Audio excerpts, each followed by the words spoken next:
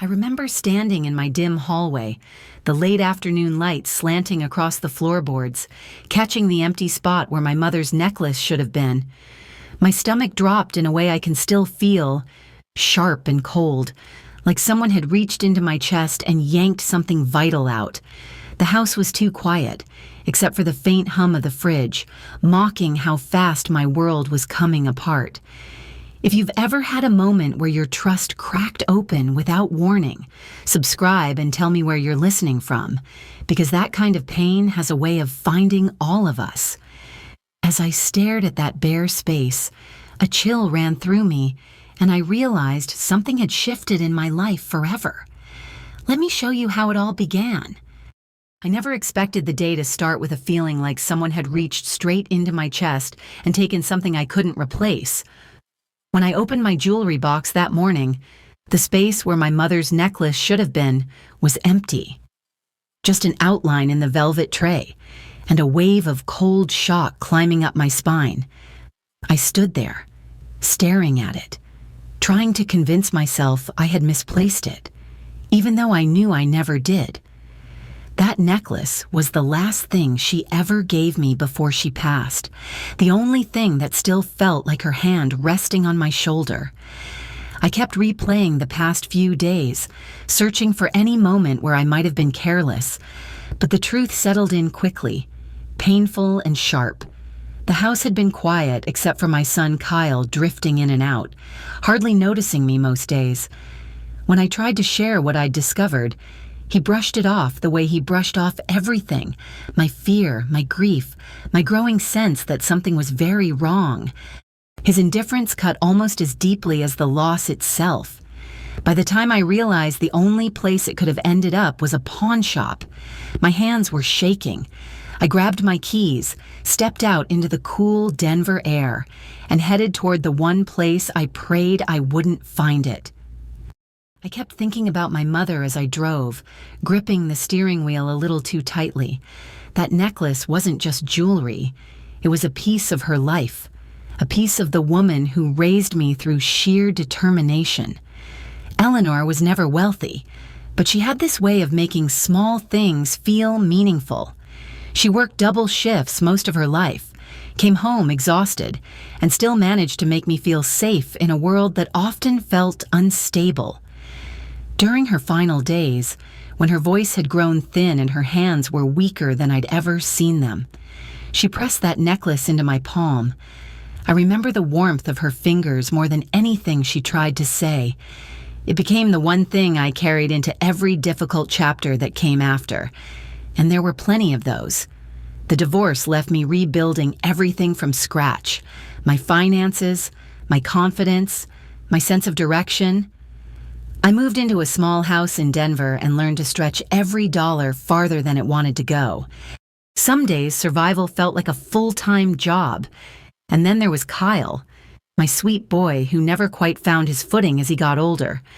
I tried so hard to be both parents to him, cushioning every fall, stepping in long after he should have been standing on his own.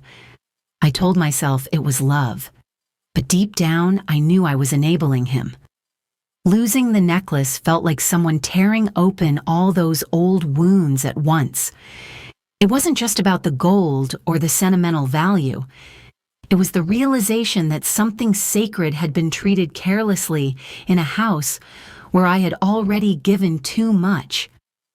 As I pulled into the pawn shop's parking lot, my breath caught in my throat. I knew stepping inside wouldn't just be about finding the necklace. It would be facing the truth I'd been avoiding for years. Walking into the pawn shop felt like stepping into a place where people's worst days hung in the air. The lights were dimmer than I expected, and everything carried this faint metallic smell that made my stomach tighten. I kept my eyes low, hoping no one would recognize the mix of shame and fear I was trying to swallow.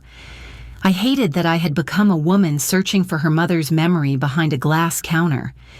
But there I was, clutching the hope that maybe, just maybe, the necklace had been handled gently and was still somewhere within reach. When I finally saw it resting in a tray, my breath nearly stopped. It looked duller than I remembered, as if the life had been drained out of it. My fingers trembled when I held it again, the cool weight settling into my palm like a familiar ache. I started tracing its edges, searching for any sign of damage, when my nail caught on something I had never felt before, a small ridge, a seam I couldn't believe I had missed all these years. I pressed it gently, and the front of the locket shifted. A soft click broke the silence in my head. The latch opened. Inside was a tiny photograph, worn at the corners, of my mother standing beside a man I didn't recognize. Tucked behind it was a folded piece of paper so thin it felt like it might dissolve between my fingers. My heart pounded as I opened it, revealing numbers, a name of a bank, and a handwritten note that made my chest tighten with questions I never knew to ask. In that moment, it felt as if the ground beneath my feet shifted. My mother, who lived so simply and so quietly, had been carrying something far heavier than I ever realized, and now that weight had fallen straight into my hands.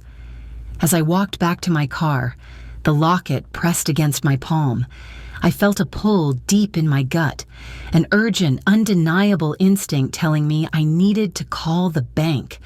Whatever this was, it was only the beginning. I sat in my car for a long moment before I could bring myself to dial the number. The locket felt heavier than it should have against my chest, almost as if it carried its own heartbeat. When I finally called First National Bank of Denver, my hands were trembling so badly I had to steady the phone with both palms.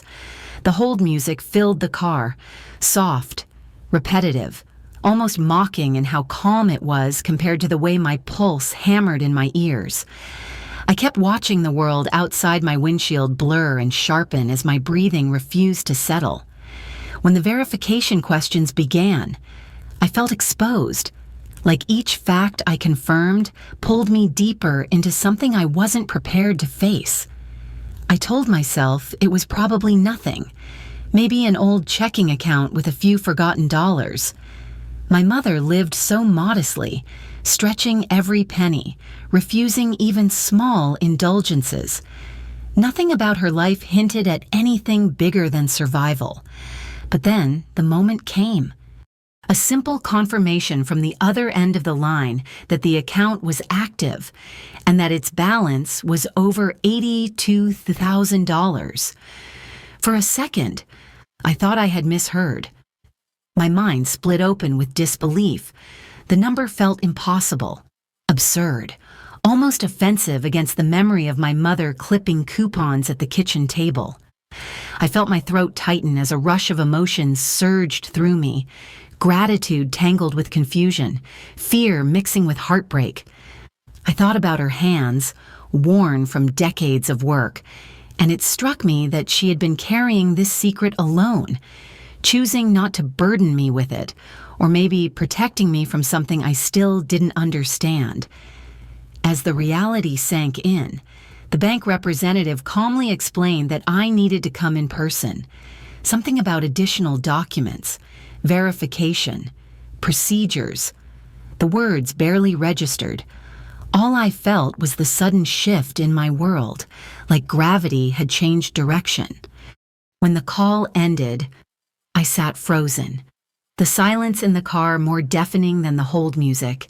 My life, which had felt so small and tight for so long, had cracked open in one unexpected moment. I could feel an invisible thread pulling me forward. I took a shaky breath, turned the key in the ignition, and headed toward the bank, knowing this was only the beginning. Walking into the bank felt like stepping into a world I had never belonged to. The polished floors, the quiet hum of printers, the soft echo of shoes against marble. It all made my heartbeat feel too loud. I kept wondering what my mother, who saved every receipt and reused every jar, was doing tied to a place like this. When the branch manager approached me with a kind of gentle familiarity, it sent a shiver through me. It was clear he remembered her, That alone nearly brought me to tears. He led me to a private room, and the moment the door closed, the air felt heavier. One by one, he placed items on the table: documents, keys, sealed envelopes. I recognized my mother's handwriting instantly. Seeing it hit me harder than any number ever could. My hands trembled as I opened the first envelope, revealing deeds to land in rural Colorado, mineral rights, and valuation papers that looked foreign to me. My mother had owned property I had never heard about, land tied to an old family line she had shielded me from. Then came the letters. Quiet, deliberate words written in her steady hand, explaining pieces of her life she had kept tucked away.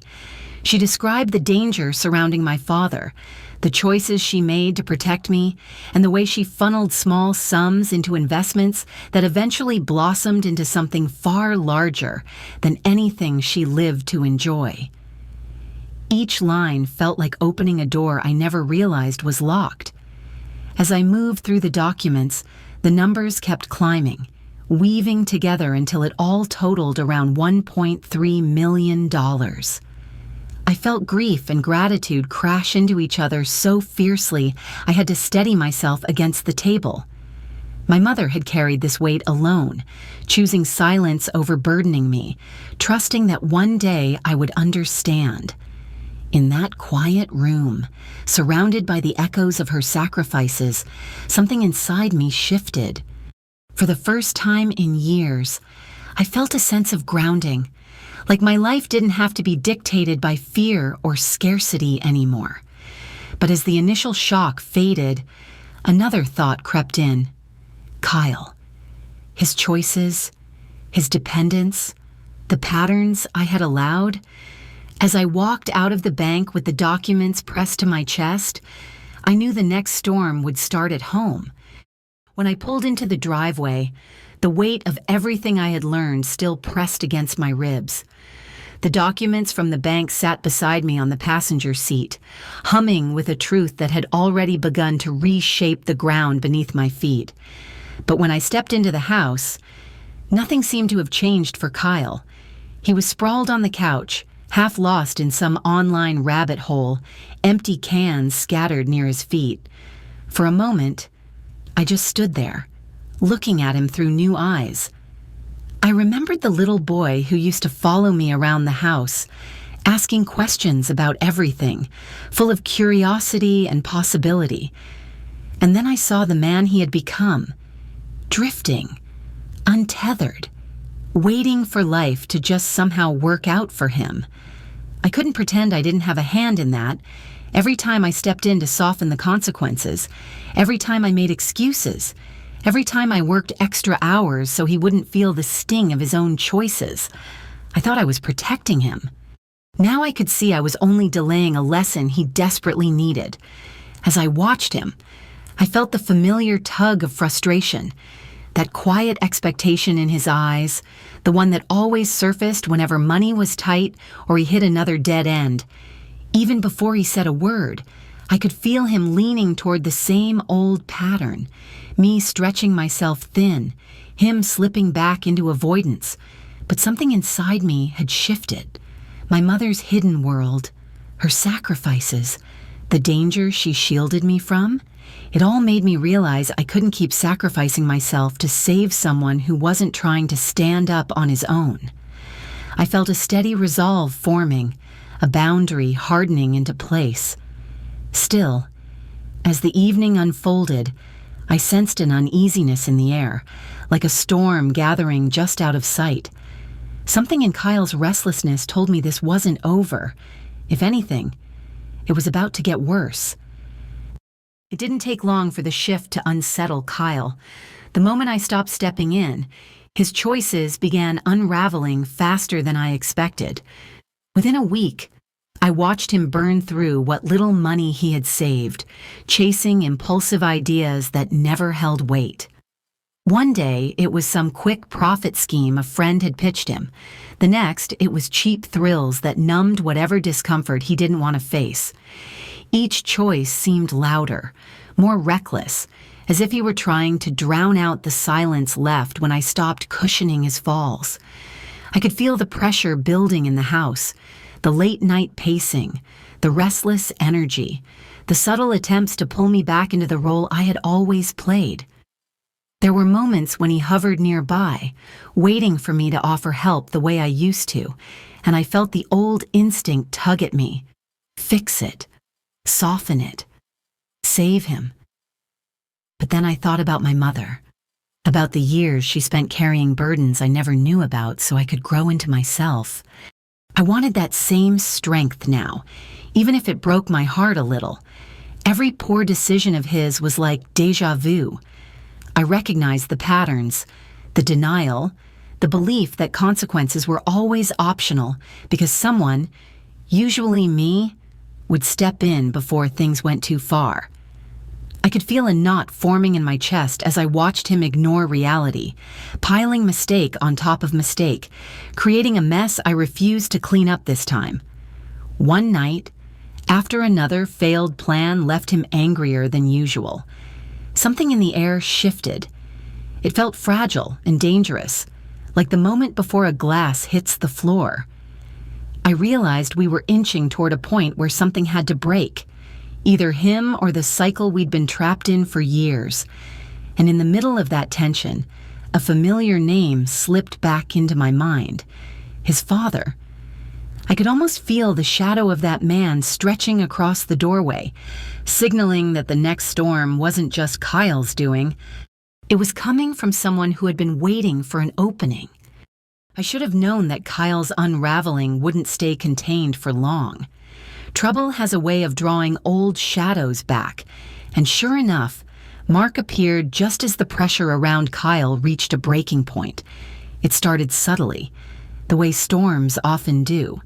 A message, a sudden interest, a tone that tried too hard to sound casual. The moment I saw his name, a heaviness settled in my chest, the kind that reminded me exactly why I walked away from him years ago. Old memories rose up without warning, his charm sharpened into a tool, his concern always timed to benefit him, his attention arriving only when there was something in it for him. I felt those instincts flare again, the same ones I used to ignore. But this time, the ground underneath me was different. I had been carrying the truth of my mother's sacrifices, the documents still fresh in my mind, and that inheritance had shifted more than just my finances. It had shifted me.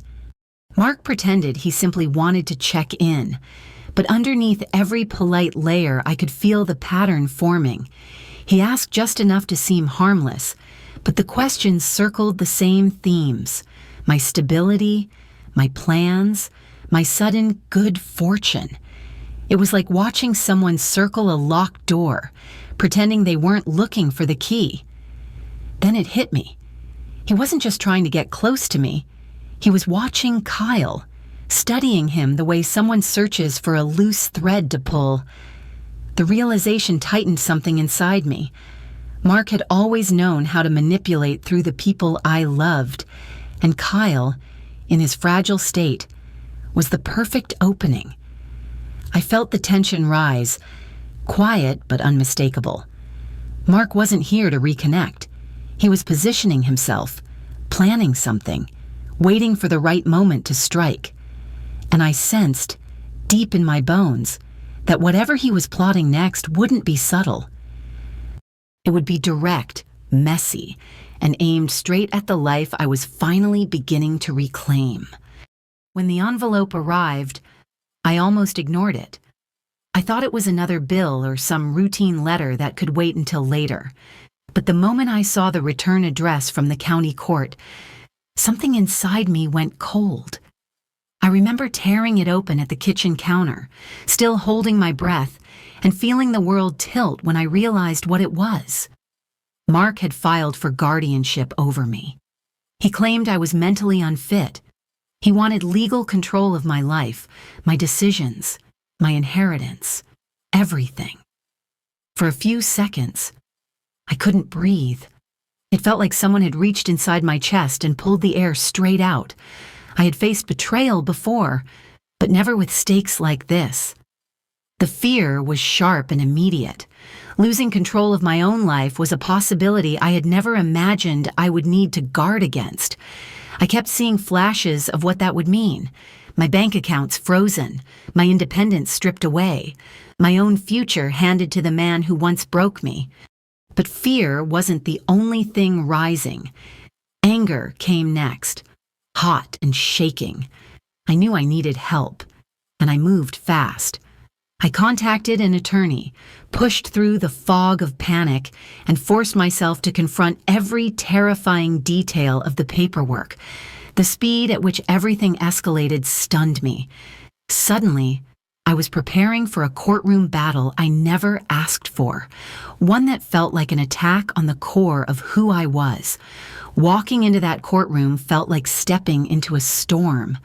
My hands were trembling, and I could feel every stare. I knew Mark would use my recent inheritance to paint me as unstable, overwhelmed, incapable.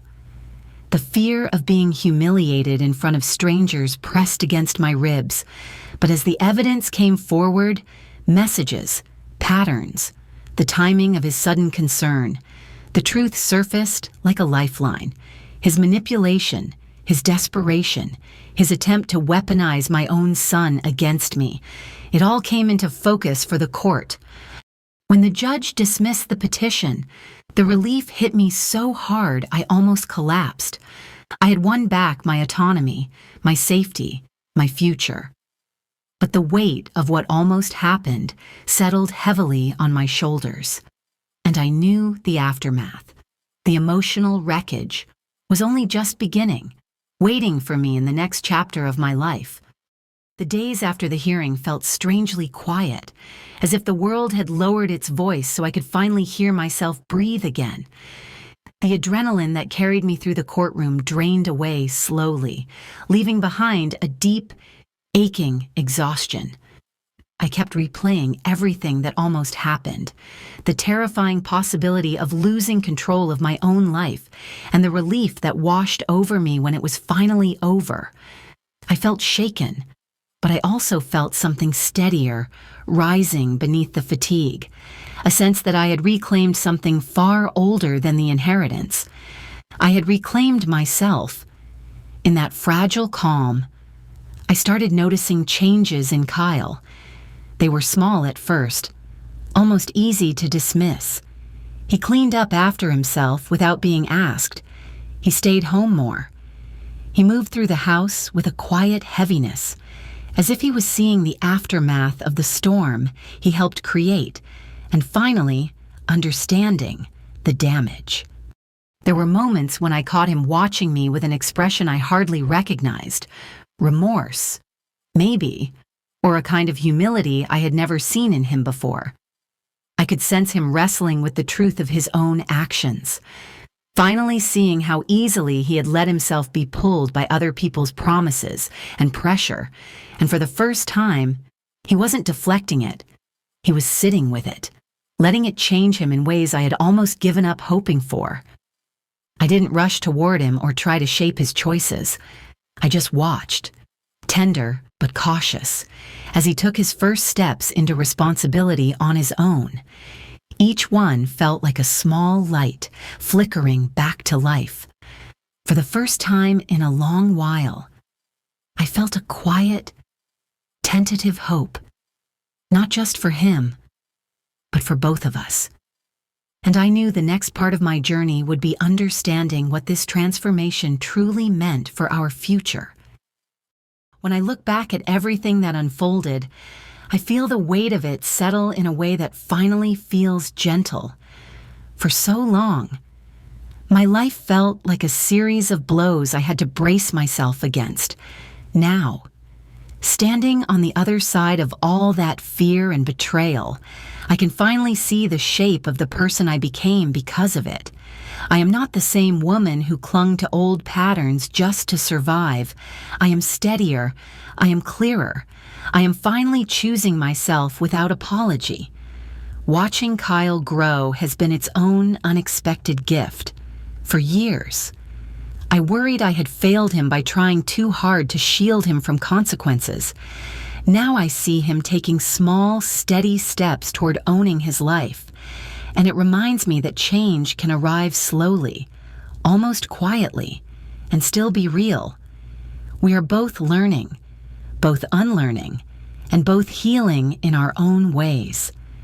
And through all of this, my mother's presence feels stronger than ever. Her letters, her choices, her sacrifices, they were all pieces of a map she left behind, one that pointed me toward a life she always hoped I would claim. The inheritance was never just money. It was a reminder that I was worth protecting, even when I forgot that myself. If there is one lesson this journey carved into me, it is that boundaries are a kind of love too. They make room for truth, for growth, and for the right people to rise with you instead of weighing you down. Thank you for listening to my story and walking through these memories with me. Have you ever faced a moment that forced you to rebuild your life from the inside out? Share your experience in the comments. I read everyone.